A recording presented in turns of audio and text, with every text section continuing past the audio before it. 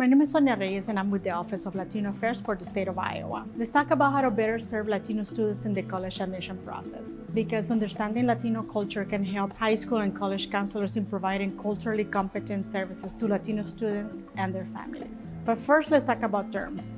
Latino, Latina, Latinx, Latinat, Latine, and Hispanic. These terms were given to people from Latin America and Spain by the United States government in an effort to count them in the US Census.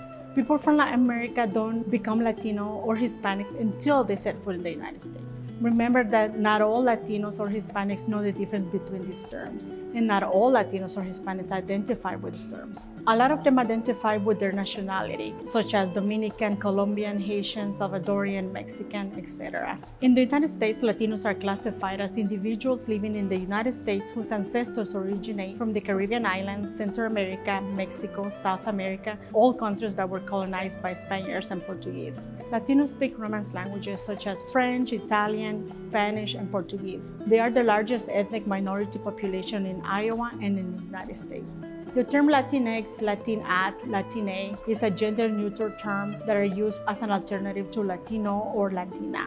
The term Hispanic refers to people whose heritage derives from Spanish-speaking countries. The term is about language, and it doesn't include people from Brazil who speak Portuguese or other South American countries where they speak French. Please note that when pulling data, you won't find Latinos and Hispanics under race. You must pull the data from ethnicity. Latinos can be Black, Asian, Native American from North, Central, and South America, and other races. Never use the term illegal. The correct term is undocumented.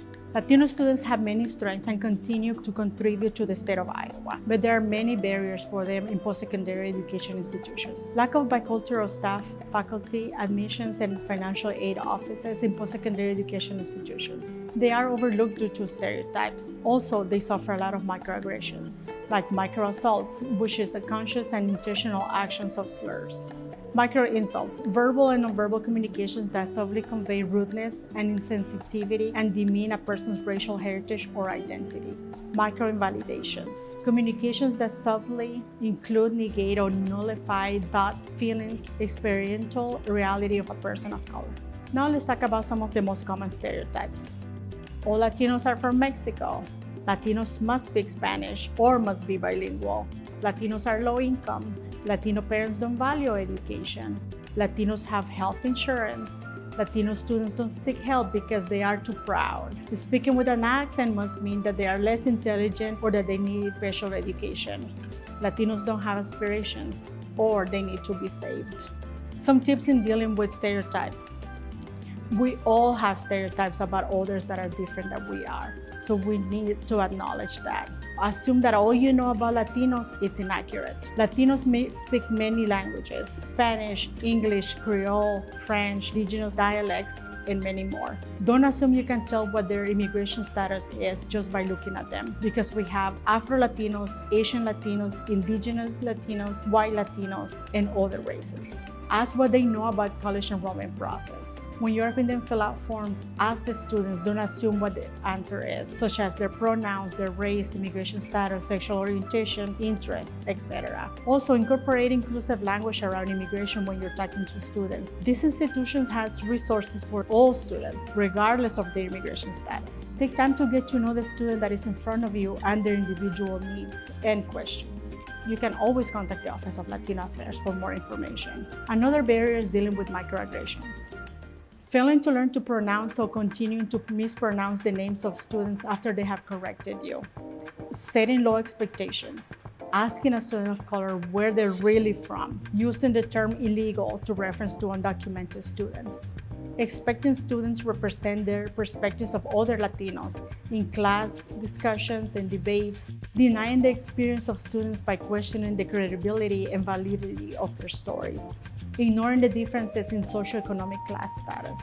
Assuming that students of particular ethnicities must speak another language or must not speak English. Complimenting non-white students on the use of good English. Forcing students with non-obvious disabilities to out themselves or discuss them publicly. Ignoring student-to-student microaggressions. Featuring pictures of students of only one ethnicity or gender on the school website. having students engage in required reading where the protagonists are always white. Here are some tips to avoid microaggressions. Think before you speak. If there's a possibility that a joke will offend somebody, it might be better if you don't say it. Ask yourself what you mean before implying a stereotype or using a slur. Will you say it around people who are the target of that stereotype? If not, don't say it. Remember that having friends that belong to marginalized communities doesn't excuse you when you use slurs or other microaggressions, even if you're related to those people of color. Other tips: obtain ongoing cultural awareness education, even if you're a person of color. Develop resources for low-income students and families of color ahead of time. Have representation from BIPOC, LGBTQIA, disabilities, etc. in the admission office without tokenizing those staff members. Remember, not all students want to leave home to go to college. Present all the housing options for them. It might be more affordable and doable for them to live at home.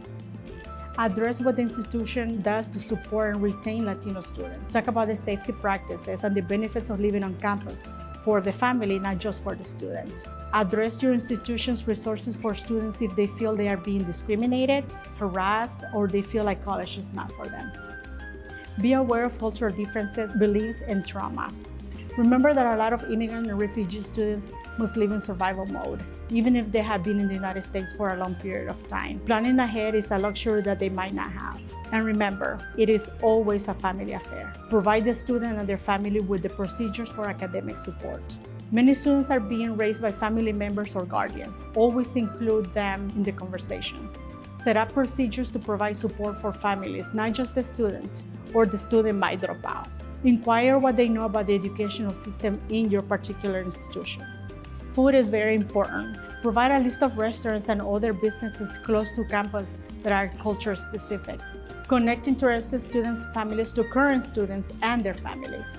And don't forget, family always comes first. If you have any other questions, feel free to contact the Office of Latino Affairs through our website or through email.